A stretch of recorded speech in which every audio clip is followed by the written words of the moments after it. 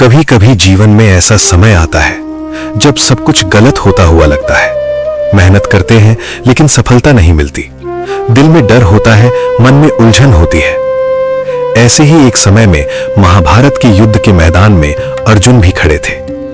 अपने ही रिश्तेदारों, गुरुओं और मित्रों को सामने देखकर अर्जुन का मन डर से भर गया। उन्होंने अपना गांडीव धनुष नीचे रख दिया और कहा, हे कृष्ण, मैं ये युद्ध नहीं कर सकता।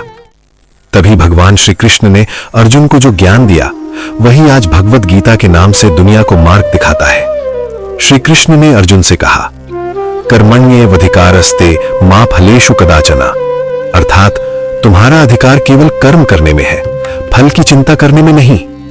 आज हम भी यही गलती करते हैं। हम काम शुरू करने से पहले ही सोचते हैं, अगर मैं असफल हो गया तो लोग क्या कहेंगे। लेकिन श्री कृष्ण कहते हैं, अगर तुमने पूरी ईमानदारी से कर्म किया है तो परिणाम की चिंता मत करो, क्योंकि सच्चा कर्म कभी व्यर्थ नहीं जाता।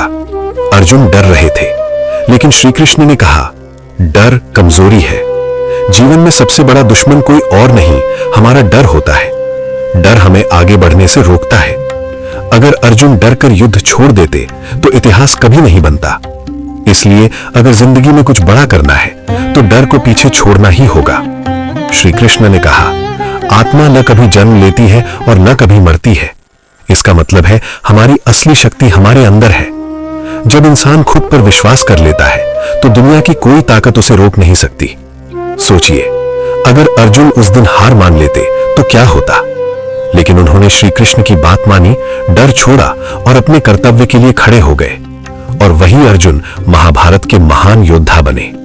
इसलिए जब भी जीवन में मुश्किल समय आए, जब लगे कि सब खत्म हो गया, तो श्री कृष्ण की ये बात याद रखना, मनुष्य का कर्तव्य है प्रयास करना।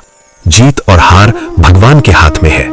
अगर आप मेहनत कर रहे हैं, अगर आप सही रास्ते पर हैं, तो घबराइए मत, क्योंकि भगवान श्री कृष्ण कहते हैं, जो व्यक्ति सच्चे मन से कर्म करता है, भगवान हमेशा उसका साथ देते हैं। इसलिए उठिए, अपने डर को छोड़िए और अपने कर्म पर ध्यान दीजिए, क्योंकि शायद आपकी जीत बस एक कदम दूर है।